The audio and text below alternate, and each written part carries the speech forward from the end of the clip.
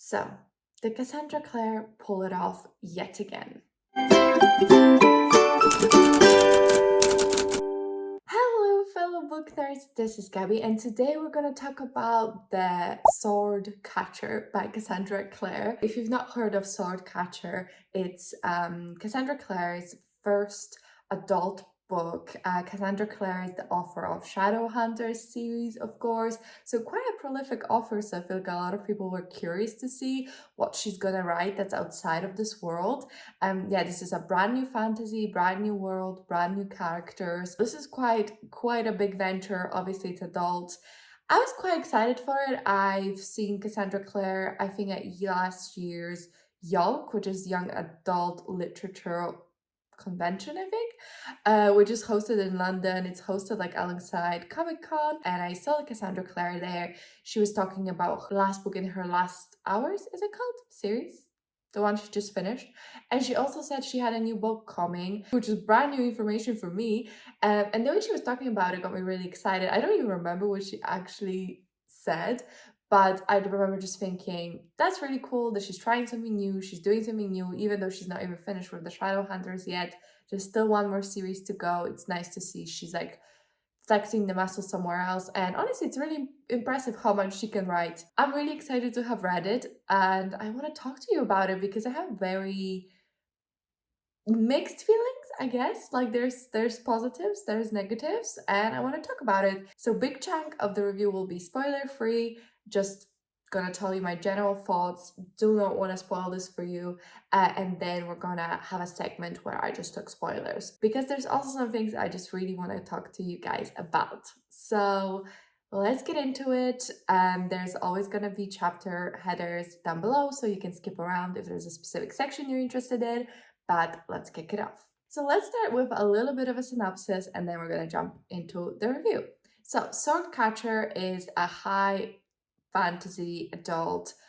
We are set in Castelline, a city, a sprawling city in a country. I think actually country is called Castelline. I'm a bit hazy on the details if it's just a country that's also just a city. Maybe it's just a small country. I'm not realizing. We're in Castelline and we follow two characters. So we have Kel, who is the sword catcher. So when Kel was 10 years old, he was picked up out of an orphanage, brought to the palace, and told that he will be the sword catcher, the doppelganger, the dupe, I guess, prince, who's also 10 years old at the time. He will be his shield. He will pretend to be him in any important or dangerous situations. So now it's been like 12 years or something, and Kyle has been Connor is the prince.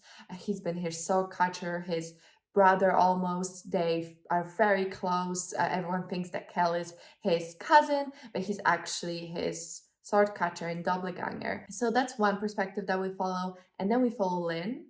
Lynn is a physician. She's part of this group called Ashkech. And Ashkech are people that are of the city, but not really. So they live in Castelline, but they live in their own like quartered off area where they have their own laws, they have their own ruler, and they are not able to leave that area, like the fenced off area where they live, without wearing clothing that identifies them. The reason for that is that Ashkech are the only people who still have magic. So a long time ago, the world was full of magic. The magic system, the way it works is that there were words of power, and the word of power gave you magic. And if you knew the word, you could like harness the magic. And also if you had aptitude and you worked hard and that kind of thing.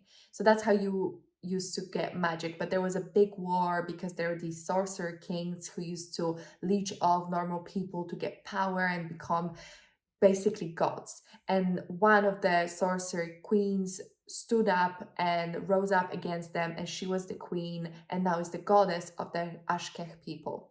And the goddess took away magic, she took away the word of power, she took away magic from everyone, and just left geometry. So geometry is like a little magic, I guess. It allows for things like health spells and illusion spells, and it's all done with the help of amulets. So it's not, it doesn't require the word of power. So Lynn can use this magic geometry and she uses it to help her patients get better. So those are our two main characters. I will color in the rest later and we can kick off with the review. So usually I start off by talking about writing, and with Cassandra Clare's writing, I think obviously I've seen the author improve so much through the years. I mean, when you read the first Shadowhunter books, it's not good. It's not good to be kind, but her latest is just really great writing, and there's no fault I can find in it. At least I'm not like an editor, I'm not a writer, but I know that when I read her writing, it's enjoyable. So I wasn't so concerned about writing with this one, but I think a big question I wanted to get answered, I guess, to myself as well, was, does this feel like the same writer that wrote Shadowhunters? And I don't know, I don't think so. I actually found this to be quite a differently paced book, especially different emphasis on what was discussed and focused on. And there's still good writing, like no faults to writing. I think it was really enjoyable, fun to read. I definitely felt slightly more dense than Shadowhunter books, because Shadowhunter books, you feel like you get in there, you blink, you finish the book. Like it's crack, it's magic. But this one felt like, I don't want to say the reading it was a job, a task or something like that, but it definitely felt less addicting in that Shadowhunters way that they have. And I think that's probably because this book is adult, so that would make sense. I think another big question I want to answer to myself was, does this actually feel adult? I feel like some authors, when I start by reading their YA work and then move into adult, and this is their adult debut after they had really big successes in YA, I feel like they play it quite safely. So what they create is kind of like a bridge book, something that in theory, yeah, it still feels adult, but definitely could also be qualified as YA, like a more mature YA, or YA that Sarah J. Maas wrote. So this definitely falls in that category, that it's basically a bridge book, I would say. If you a massive YA reader and you're thinking, hey, maybe I want to read a bit more adult, or something that will help me dip my toe in but not like go proper high adult fantasy vibes, I think this book is a good book. Like there's nothing in it that really makes me feel like it couldn't have been YA, if I'm being honest, but it is just the first in the series, so I also think they can definitely take it into more mature direction. And usually I feel like books tend to do that anyway, whatever age range they are, they kind of grow with the reader. If you're a big YA fan, you will probably enjoy it. If you're a stench adult fantasy reader, I don't know if you would enjoy this, because if you're like very against YA and the tropes of YA, I feel like this one might start falling into those in the future, even if it hasn't yet. But that being said, I do think that the writing did not feel YA, in a sense that, again, it felt really cohesive, really a bit denser than a YA book would feel, and it was just well written. I think especially something that I've been impressed with was pacing. Pacing of the full book, yes, although I definitely had a really big momentum and then couldn't read because I had to leave, whatever, so then I kind of got pushed out of that, but that's not the book's fault. But there was some really amazing pacing in certain scenes that I feel like they just felt a little bit like stage plays. There were two scenes in particular I'm thinking about, chapter 16 and then one at the end. I can talk about that more in this spoiler section, but those two scenes felt like a stage play. It felt like something that had life, and it had momentum, and it felt like the characters were in this current that was taking them places, and we were like spiraling and spiraling, and it was like a snowball that just kept building. And I think those two scenes are kind of like, I was really impressed. I was like, wow, this is really good writing. I'm really into this scene. I'm really interested. I'm really loving it. And then the other parts of the book maybe didn't quite, like the whole book probably didn't have that effect, which would have been super cool, if it felt like a massive snowball just like building. But again, I have no faults in writing. I think the book is good. It does feel a little YA, but I think that's just something that a lot of these authors do. I feel like when it's a very popular YA series and they're moving into adult, that just tends to happen. So I think, it's probably what the market wants. It's probably what makes the most sense, because if you make this your adult debut kind of a bridge, then your fans that were there for your YA stuff can very easily cross over. And if you're a massive author like Cassandra Clare, you want to cross over so that people enjoy your new work and it becomes super successful. So I get why it was done. I think maybe I wish there was like a little bit like something else, but still, it was pretty good. Now world building, and I think that just continues my, it was good. However, it's like I just feel like maybe that will be the theme of this review, like spoiler alert. I'll just be like, it was good, but here are the things that I feel like didn't connect with me. So for the world building, I do think that it's interesting because it's definitely a vibrant world. It's definitely filled with lots of different cultures, lots of different lore, lots of different history. You can see that it's a world lived in, if that makes sense. There's like definitely a lot of countries. I feel like sometimes that's where a fantasy book loses me, where it's like a city and it feels like there's nothing around it. Like it's just it. And the rest of the world might as well be a desert. Maybe there's like one other kingdom, you know? So some books feel like that. Whereas this one felt really lived in. There was a lot of countries, there was a lot of history, politicking, all of that going on.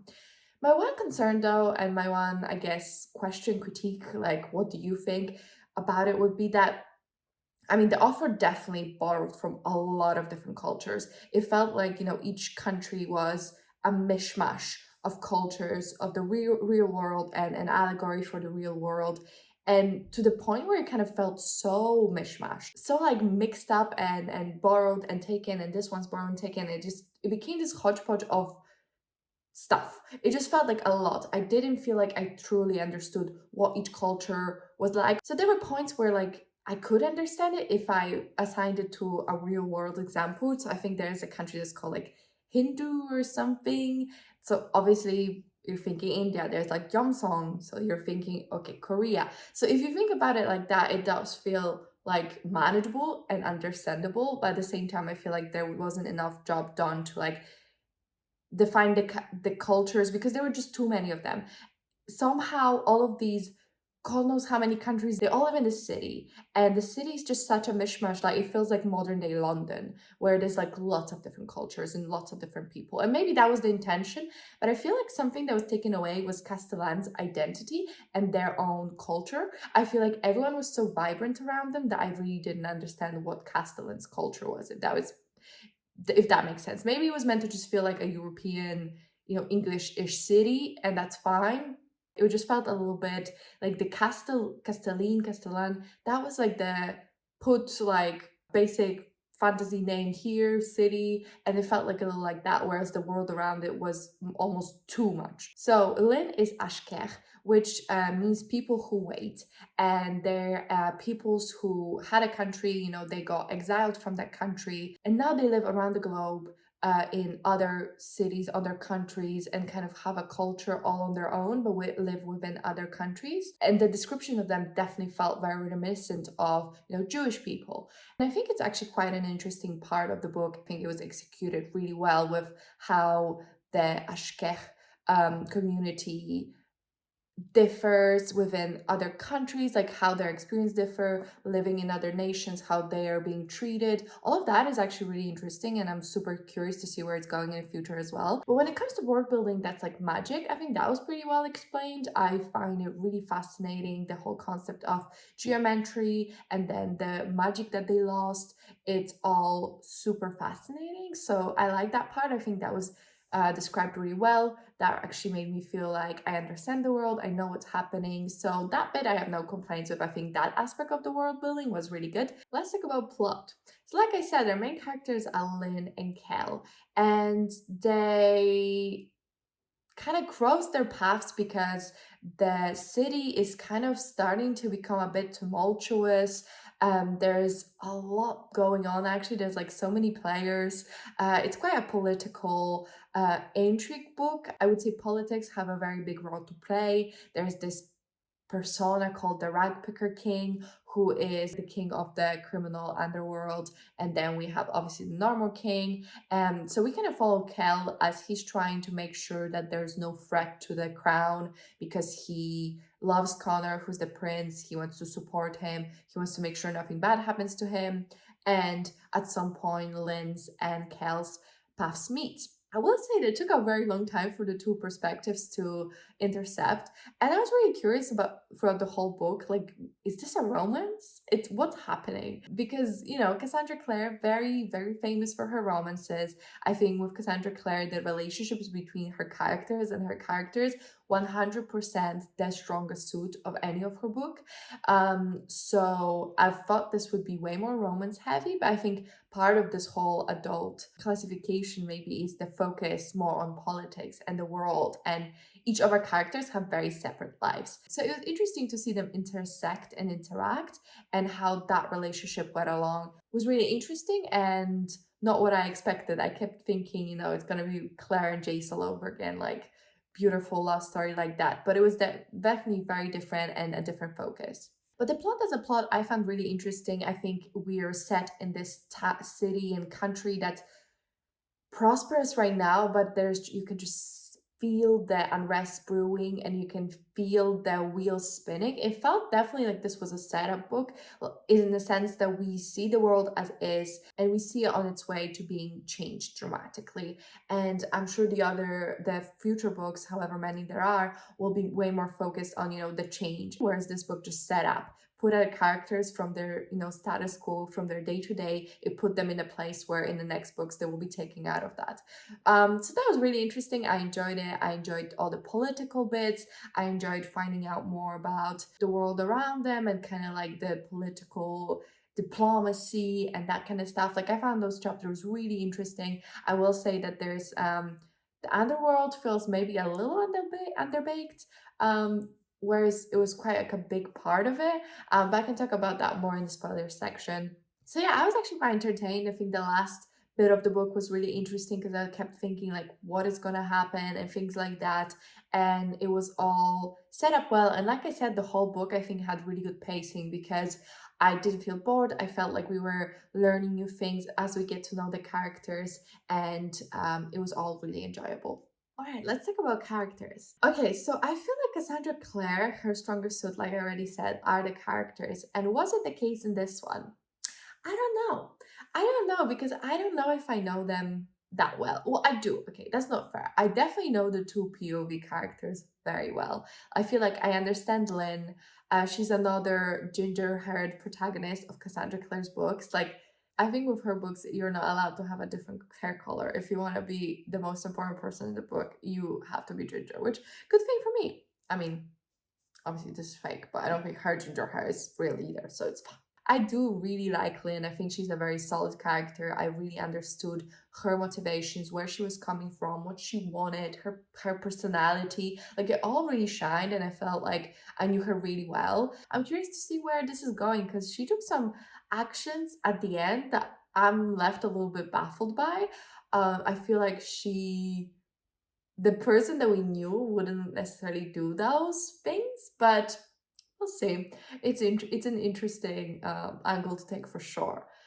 And then we have Kel, and Kel I really, really love. I think he's great. Again, I feel like I really understand him as a person as well. He's just so loyal, and he really cares about Connor. And he's just a kind-hearted person who's in a very weird situation, and kind of made the most out of that. And I thought his character, when I initially started the book, would go in a very different direction than he did. So it was really interesting. And yeah, I found him super nice, and he again was really interesting to read from, the way he perceives the world. I think it was all quite fascinating, and I think there's a lot of setup with his character as well, where it's gonna go some interesting places. The third character I would say is important is Connor. He's the prince, Kel's doppelganger. And I will say, I feel like I don't know Connor. Like, his characterization feels very inconsistent. And I don't think that's because Cassandra doesn't know who he is. I think it's because there's just something about the bad boy, enigmatic character that just appeals to Cassandra Clare. He kind of reminds me of Will Herondale a little bit, just in the vibe of it, that I probably am misunderstanding him, and therefore we'll find out in the next books how we're doing that. But I just find his behavior really inconsistent. And again, I don't think that's not on purpose. I think that's on purpose, and I think that's gonna eventually come out in the series. But that just made the reading about him slightly infuriating because I felt like I didn't know him very well, and he grows to be quite an important character, although he doesn't have a POV, which again I thought was a bit weird, but we'll get to the spoilers and I can explain a bit more. I feel like my review overall sounds really positive, and I do feel really positive about this book. If I were to give it a star rating, I would give it 4 stars. I think that it was well written, an interesting story. I guess my only kind of thing about it is that it felt slightly, not basic. I don't want to say that. I just feel like Cassandra Clare with her shadow hunters and the world there and the magic there and just like the idea of it was just so different and fascinating. I mean, it like captured all of us, right? And maybe it feels a bit more basic from now because I feel like people have done it since. But I feel like when Cassandra's like Shadowhunters first came out, it was like a unique idea of this underworld under hours that's invisible. Like obviously I was a child when those books came out, so maybe it just felt like that to me, but it did feel like something new, innovative, and like an idea that's gonna last. And it did. Like, I mean, Shadowhunters are massive and it spawns so many books and so many people love it. And there's, you know, the movies and the TV show, and there's just something about the idea that sticks. This one, I could not really tell that Cassandra Clare wrote it, and I don't see the unique angle yet. I've read books like this before with a similar kind of vibe, but I think it's a bit unfair for me to sit here and talk about this because even just having one idea that's like such a powerful idea as Shadowhunters, as you know, Harry Potter, however we feel about that, that was new and that was innovative.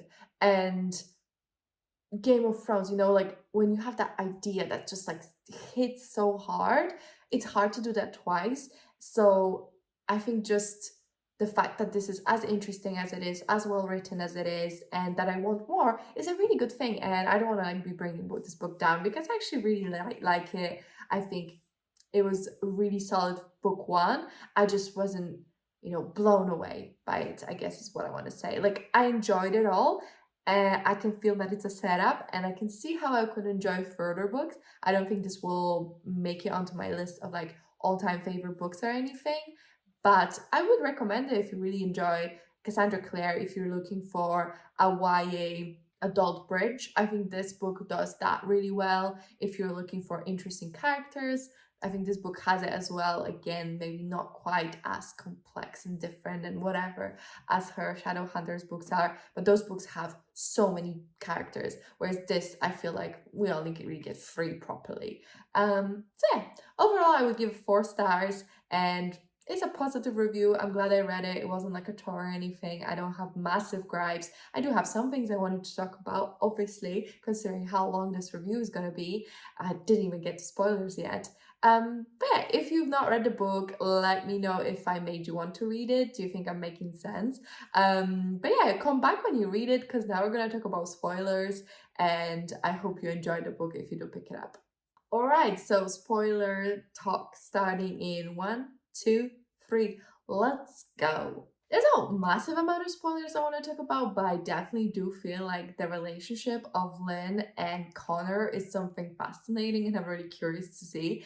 I felt like Kel and Lynn could be great together because they're both really great people, but I didn't feel the chemistry because I was like, am I meant to feel like they want something more? Like, I'm not getting that vibe from either of them. I mean, Kel's obviously in love with Annabelle, and I felt like Lynn, yeah, is maybe feeling a bit more for Connor rather than him, and obviously from Connor's behavior day one, and I was like, all right, so he's gonna crash. So when they kissed, I was like, I was literally shocked. I was like absolutely shocked. I literally said, the shock on the first kiss. I doubted they were even the romance till now, lol. Then she thought about kissing the prince while kissing Cal. I'm not convinced which one is the one. Or maybe she wasn't like in the act of kissing him, but just shortly after. So that I thought was interesting. I feel like it definitely sets up for a love triangle, especially with the whole, what was it called, Falcon? And there was Faustin. There was like Faustin and Falcon, and I'm getting them confused. But the Stargazer advisor to the king, also the king, side note, complete sidebar.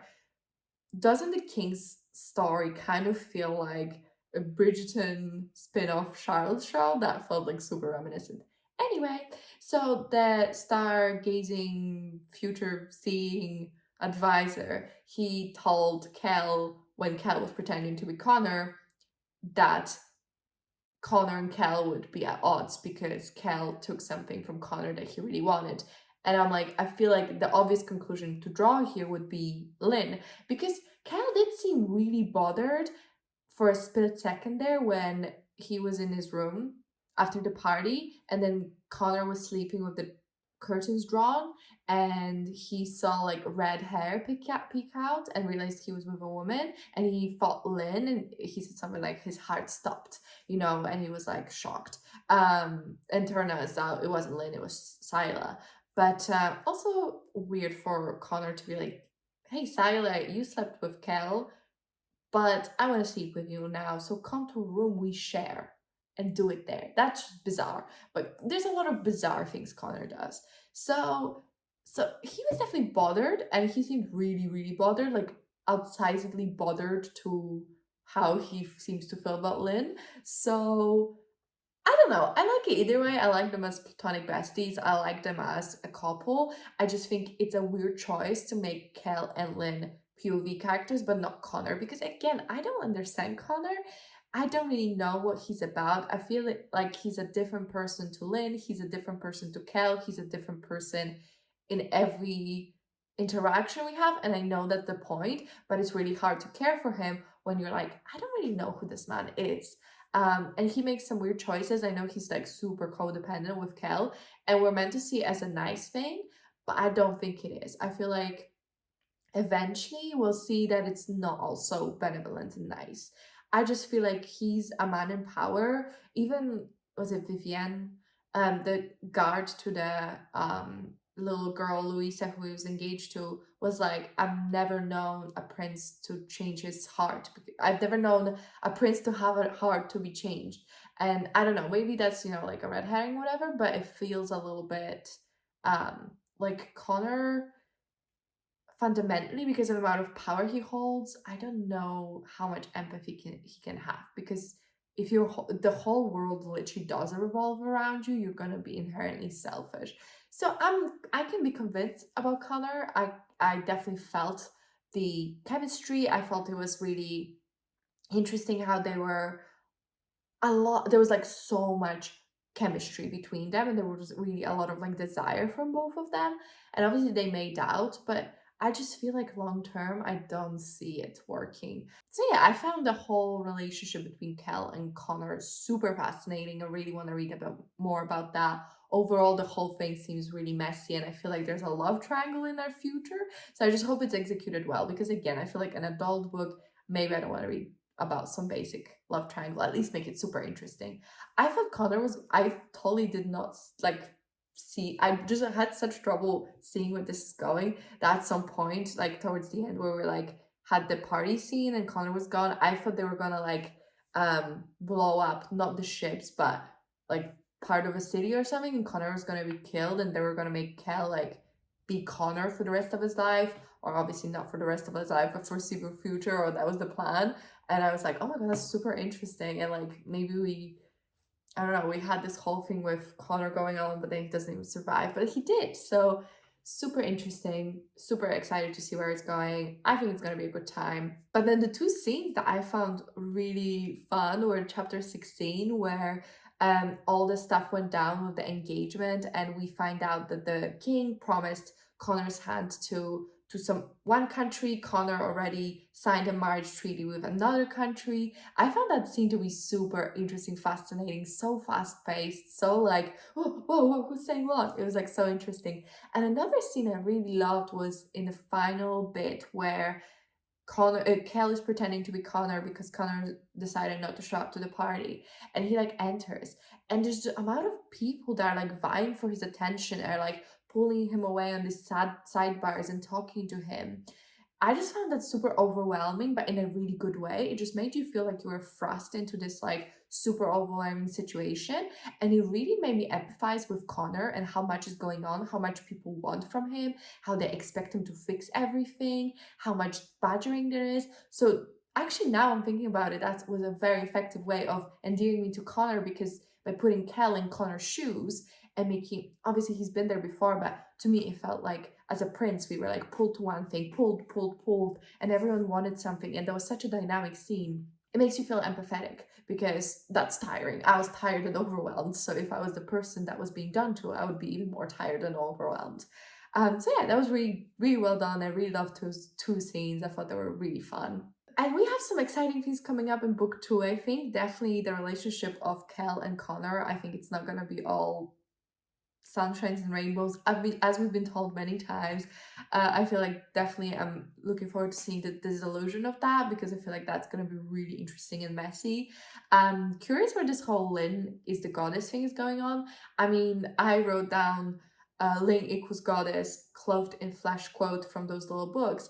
So that was my prediction, and then now she's pretending to be the goddess, so I'm like, interesting. So maybe she's not the goddess, but I still think she is. Maybe she just doesn't realize it. And I think we're gonna find out, because the Exilarch king, the king of the Ashkech people, will come back, because the quote said that the Exilarch is also reborn, like a soul reborn, and the goddess will be the soul reborn, so he's gonna always recognize her. So I feel like there's still space for that. I was thinking maybe Mariam actually is the goddess. I don't know. That would be really interesting to maybe actually pull it's not a Lynn thing. But her having chosen to pretend to be the goddess is an interesting choice to me, because to me, she seems really respectful of her religion and her culture. And I feel like this plan is so poorly thought through, because she aims to pretend to be the goddess to obviously get the books and the knowledge that she needs to save Mariam. But like, what the after, you know? Like, even if you save Mariam, she's like, what if people find me out? I'm gonna be exiled or something. You gotta be exiled at some point, because you saved Mariam. What, you're gonna pretend to be the goddess your whole life and full of these people? That felt like a very unkind thing to do, because of what the comeback of the goddess means to her people. That just felt super selfish. And I understand that she does it for Mariam, but I feel like it's crossing a line. And I think she knows that, and I feel like we will reckon with the consequences of that choice. That's why I feel like almost it's more interesting not to make her the goddess, because obviously the Exilarch will come and know she's not the goddess, because he will know her. I'm also really interested to see where the dad, what's up with the dad, Connor's dad, the king.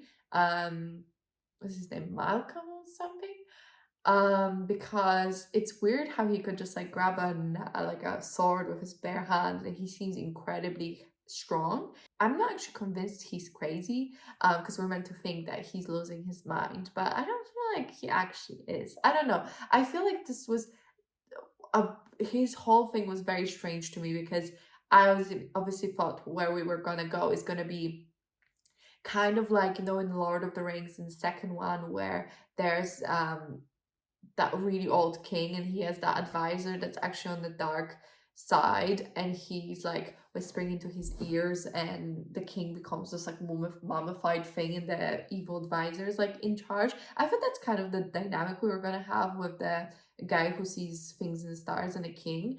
But that was like booted out so quickly, like we got rid of him, so I was like, okay, another red herring, I guess. So there were so many things I thought I guessed, and then I didn't. Oh, the book was like, oh, you thought you guessed it? Well, I'm going to tell you 2 seconds later. So actually, I just left clues for you. I was like, okay. But anyway, I think those are all the things I wanted to talk about in terms of spoilers. Just some light thoughts. I hope you enjoyed this video. Let me know, hopefully you've read the book, or if you haven't, you just wanted to hear my spoiler thoughts. They probably made no sense to you. But let me know if you read the book. What did you think? I'm super curious. Do you think it's a good entry from Cassandra Clare? Do you feel like it was unnecessary? Do you feel like it could be your new favorite series? Do you like Shadowhunter books? Do you not like them? Like, if you're not a Shadowhunter fan but you read this, how did you feel? Like, I'm super curious to hear all of that. Let me know. As always, thank you so much for watching. If you could comment, like, and subscribe, I really appreciate it. It really helps me out. But that's it from me, and I'll see you in my next one.